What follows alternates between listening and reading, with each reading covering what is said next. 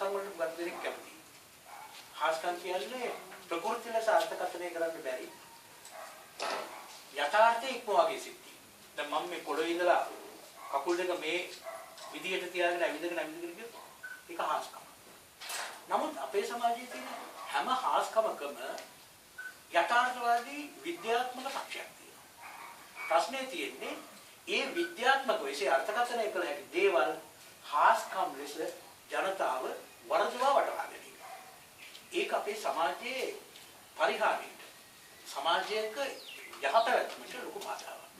ඒ නිසා අද අපි කල්පනා කළා මාවනල්ලේ ගමගේ රෝහලට ඇවිල්ලා මේ මිත්‍යාවල් වර්තමාන සමාජයේ බුද්ධ විශ්වාස මත පදනම් වෙලා තියෙන මිත්‍යාවල් සමූල ඝාතනය කිරීම සඳහා මේ සමාජයේ ඉදිරිපත් වෙලා ඉන්න යෝධ සෙන්පතියෙකුගේ සහාය ගන්නවා. ඔහු තමයි මාවනල්ල ගමගේ රෝහලේ අධ්‍යක්ෂ විශේෂඥ වෛද්‍ය ආර්යසේනු ගමගේ මහතා.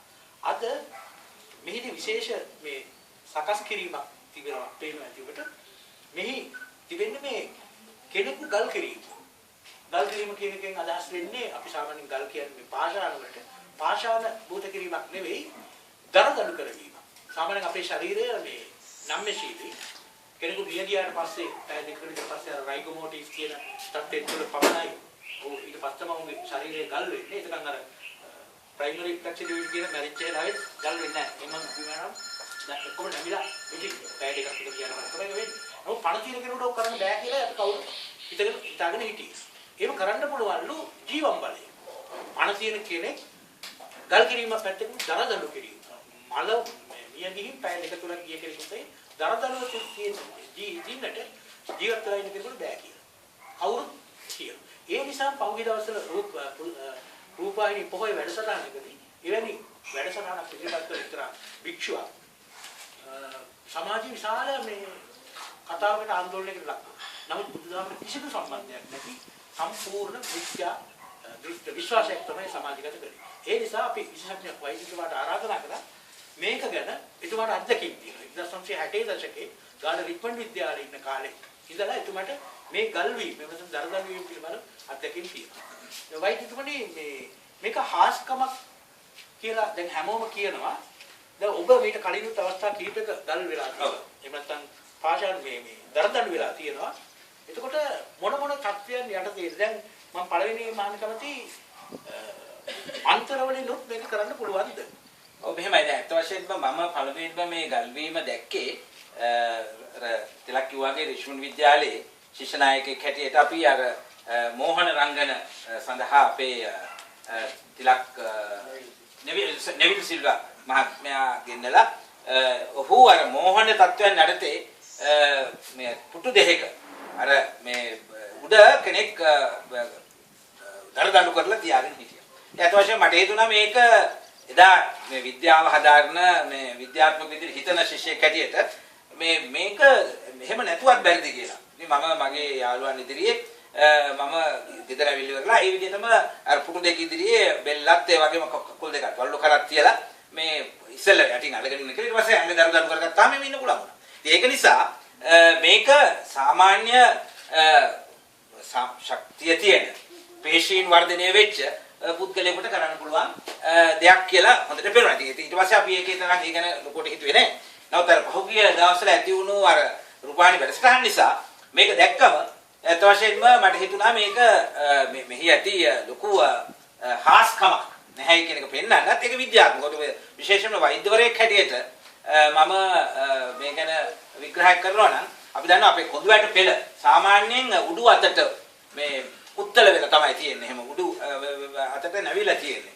ඒ නිසා අපි දන්නවා අපේ මේ මාවනැල්ල ගඩොල් පාලමද ගත්තත් එහෙම නැත්නම් මේ බෝක්කුවක් අරගත්තත් ගෙදරක තියෙන ඒවායේ කිසිම ලීයක් දණ්ඩක් දාන්න නැතුව යකඩයක් දාන්න නැතුව එහෙම ගඩොල් හිර කරන්න පුළුවන් උඩට හදාගෙන. ඒ වගේම අපේ කොඳු වැට පෙළත් උඩු අතට හිර වුණොත් එතකොට ඒකට එතන හයියක් එනවා. ඒ නිසා පේශි වලින් මේක තද කරලා ඒ தත්ත්වය පවත්වාගෙන යන්න පුළුවන් නම් ඒ தත්ත්වය පවත්වාගෙන යන්න පුළුවන් තාක්කල් ඒ තැනත්තාට දරදඬු වෙලා ගල් වෙලා ඉන්න පුළුවන්කම තියෙනවා.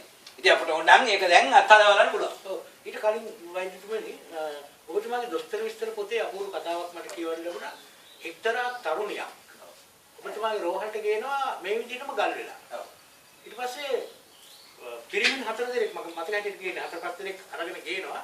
ඊට පස්සේ ඔබතුමා ඒ තරුණිය පිළිබඳව කතා කරද්දී ඇය රහසිගතව ඇගේ මාමාවරුන් අතින් දූෂණය වෙච්ච. ඒක ආත්තාව කොහොමද? ඔව් අත වශයෙන්ම දැන් එතෙන්දි වෙන්නේ ඒකට කියන අපි ඩිසෝසියේෂන් ඩිසෝඩර් කියලා. යම් කිසි කෙනෙකුට උබතව කොටික ප්‍රශ්නයක් ඇති වුණොත් තමන්ට විසඳා ගන්න බැරි තත්ත්වයක් ඇති වුණොත් මේක කාටවත් කියන්න බැරි තත්ත්වයක් ඇති වුණොත් ඒ තනත්තාගේම පෞරුෂය තුල පෞරුෂයෙන් එයා වෙන් වෙනවා. ඒකෙන් ඈත් වෙනවා. ඒකට සමහරට පැනික් ඇටැක් එකක් කියලා කියනවා. එහෙම නැත්නම් එයා හිස්ටීරියා තත්ත්වයකටපත් වුණා කියලා කියනවා. එහෙම නැත්නම් වඩාත් සුසු වචනේ එයාගේ ඩිසෝසියේෂන් ඩිසෝඩර් අපි කියලා කියනවා.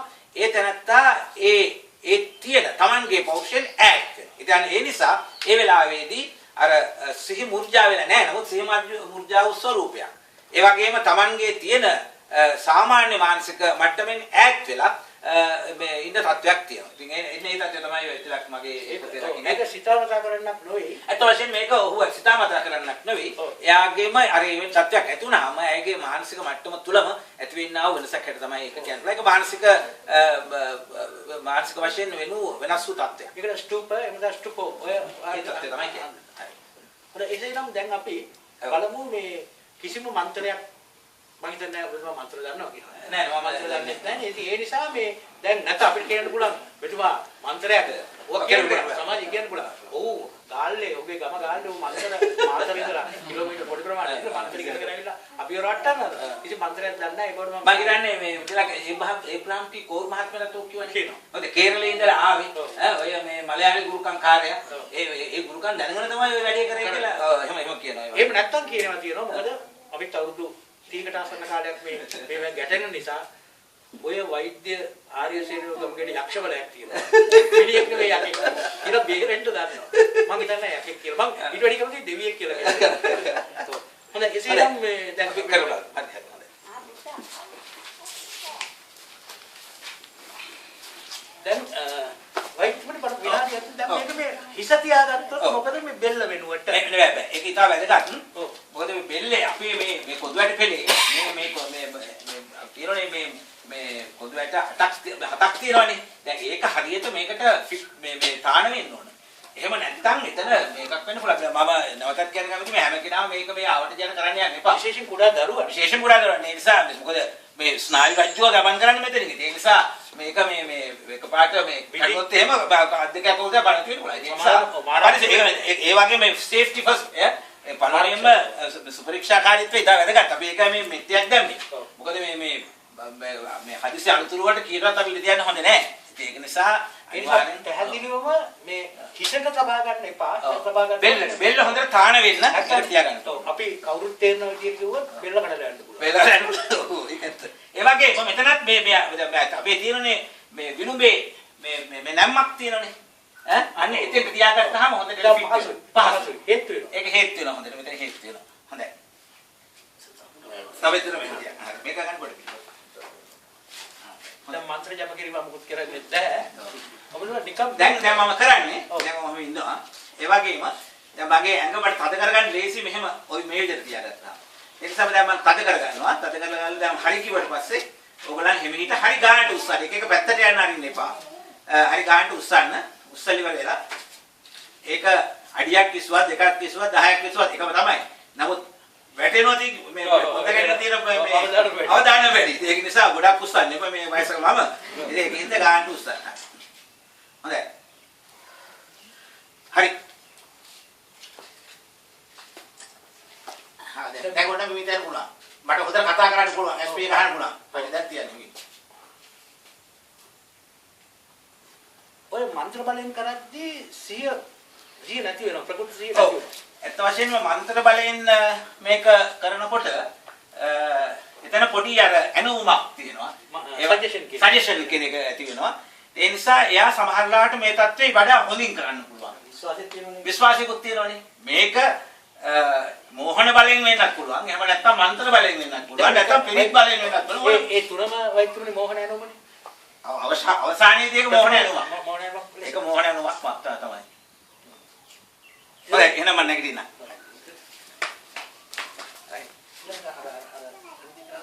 ඔව් දැන් ඉතින් දැන් මේක ඕනේ කෙනෙකුට ගන්න බෑ අපේ මේ හෙදියක් ඉන්නවා එයා මේ ඔක දෙවෙනි කට් එක අපි මේ ඉන්න ඔක්කොම අපි වෛද්‍යවරයි මේ ඔක්කොම ඉන්න අය ගමු. එතකොට මේ ඒක අපිට පුළුවන් මේ බුදුමාගේ විග්‍රහය කරන අතරතුර කතා නැතුව මේ ටික දාන්න. ඒ වගේම නම්ශීලී, ඉතා නම්ශීලී. හොඳයි.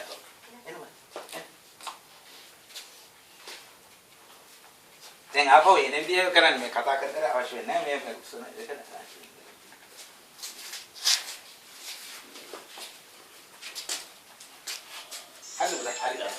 ඔතන හරියට හොඳයි මේ අපේ රෝහලේ මේ සේවය කරන හෙදියා එයත් සූදානම් දැන් අර විදියම කරන්න අපි හිමිහිට කරමු. හොඳින් අත් දෙක ගල් කරගන්න. ඒක තමයි අත්‍යවශ්‍ය වෙන. හොඳට තද කරගන්න. හොඳින් තද කරගෙන ඉන්න. අපි හිමිහිට උස්සනවා දැන්. හොඳයි 1යි හොඳයි 1යි 2යි 3යි. හොඳට උස්සලා හොඳ පළ කරගෙන ඉන්න. පුතේවට කතා කරන්න පුළුවන් නේද? හොඳ කතා කරන්න පුළුවන්. සින්දුවක් පුරක් කියන්න පුළුවන්. සින්දුවට දාන්න. හොඳයි දැන් හිමිහිට තියන්න. කොහොමද සිටි? එන්න මම මෙයා පළවෙනි පාඩේ ඉන්නේ මුතියම ගන්න. මෙයා මේ ස්පෝර්ට්ස් කරපු කෙනෙක් ඉස්කෝලේ ඉඳලා නේ. මොකද උදේ කරන ක්‍රීඩාව? කැඩෙන්නේ. ගැරඩින් කරපු කට්ට හොඳ අර ස්ථිරවෙන්න ඉන්න පුළුවන්. දැන් ඉන්න බලන්න. මෙයා පළවෙනි වතාව. මේ පළවෙනි වතාවට ඒක කියන්නේ. ඒ නිසා වයින්තුබේ පැහැදිලිවම කියන්න තියෙන්නේ මේක මේ බෙල්ල දෙනවා. විනෝදිත හරි කරද්දි මේ බෙල්ලයි ඒකයි මේ ආරක්ෂාව. හරි වැදගත්. නැත්තම් පොළොවට පස්සේ දුන්නොත් ඔව් ප්‍රශ්න. බරපතල ප්‍රශ්න. හොඳ පුහුණු කරුවොත් අපි දන්නවනේ සර්කස් කරනකොට උනත් පල්ලෙහා නෙට් එකක් දාලා ඒක ඉතා වැදගත්. ඔය මේ වෛද්‍යවරයෙක් කරනවා කිව්වේ තුමයි මොකද සේෆ්ටි ෆස්ට් හොඳයි දැන් අපි හොඳට තද කරගෙන ඉන්න පුතා. හොඳට පස් ගන්නවා. හොඳට තද කරගන්න. හොඳට තද ගන්න. හරි. very good. තද ගන්න. හොඳට. එයාට කතා කරන්නේ නම කියන්නේ දේවලෝක්ෂය. වෙන නමක් දන්නේ කිව්වා. ආරෝනේ නැත්නම් සෙපෝලෝනා කියුවා. ගියාත්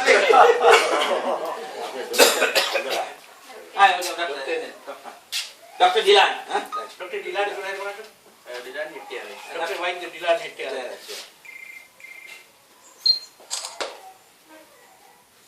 දැන් අනික මේ වයිතුනකට මෝල් ගස් මාක්ෂේ නැහැ නේද? නෑ. දැන් හැබැයි මෝල් ගහ වගේ එකක් හොඳයි. මොකද ශක්තිමත් අර බෙල්ලට හරි දෙයක් වань මොකද තුනී එකකට වඩා හොඳ. මේ වගේ ගණ එකක්.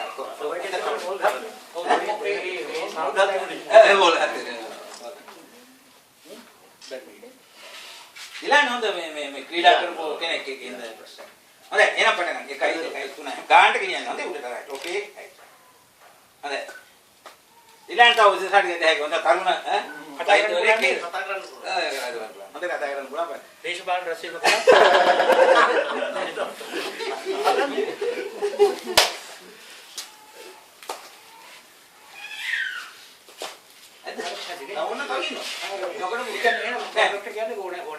අනිත් ඔක්කොම ටික මේගොල්ලන්ගේ වත් තියෙනවා. අපිට ඒකේ අවතේ දැන් මේක දාන්න මේ ඊළඟට මේක මේ ශරීර ශක්තිය මත පදනම් වෙච්ච කාරණයක්. එකක් අත්‍යවශ්‍ය දෙයක් තමයි දැන් මේ කෙනෙක්ගේ පේශී දුර්වල නම් ඒ වගේම මේ ශරීර ශක්තිය අඩු නම් ඉතින් ඒ දැනත්තට කරන්න අපහසුයිනේ කොහොමද ඉතින් ඒක නිසා මේ තරුණයන්ට ශක්තිවන්ත අයට ඒක හොඳින් කරන්න. නමුත් තීව්‍ර මානසික අනුමකදී කායික ශක්තිය දුර්වල කෙනෙකු තුලින් උනත් ඒ බලයක් ගන්න පුළුවන්. ඒක යක්ෂයෙකු ප්‍රේතයෙකු කුරුදෙක නෙමෙයි තමා තුලින් වෙන බලයක්. ඒක ඔව්.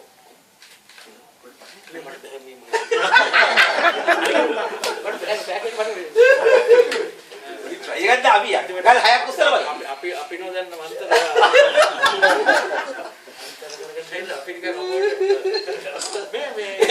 ඔය වල මොන හරියක් වුණොත් අන්තිම ලියන්නේ කෙරෙන්නේ නැති වෙනවා. මේක දැන් අරදුර ගන්න කියන්න ඕනේ දැන් මේවා පිනම්කෝ මේවා කරද්දී නේ දැන් අර තව එකක් තියෙනවා අර තෙලට අත දාන එක. ඒවයිම හරි භයානක. බෑ ඒවා ඔව් ඒක කරන්න පුළුවන්. නමුත් ඒ නියම ක්‍රමයට කරන්න ඕනේ. එහෙම නැත්නම් ඉතින් ඔය මන්තර ගුරුකන් කට්ටිය ඒවා කරන්නේ හරියටම දැනගෙන. හරියටම දැනගෙන. දැන් ඔක අරගෙන දැන් මේක අරගෙන ශක්තිය හරි පුහුණුව අනුව මේ රෝහල වටේ රෝමක් කරගෙන යන්නත් පුළුවන්. ඒක පුද්ගලයාගෙන් පුද්ගලයාට වෙනස් වෙනවා. ඔය දරහැවගෙන යාම කියලා ඉස්සර තුන චාන්ති කර්මවලදී ඒකෙදි අදුර දරදඬු වෙනවා. මොකද අදුර හොඳ පුහුණු වෙච්ච කෙනෙක්. අදුරට හොඳ පුහුණුවක් තියෙනවා. අනුක අදුරට විශ්වාස කරනවා. අදුර හිතනවා තමාට යක්ෂයෙක් ආරූඪ වෙනවා. අපි දැන් මටත් යක්ෂය ආරූඪ වෙන වෙලාවල් තියෙනවා. මම හිතන්නේ පිටින් ආපු යක්ෂයෙක්. ඒක නිසා ඒගොල්ලෝ හිතන්නේ පිටින් ආපු යක්ෂයෙක්.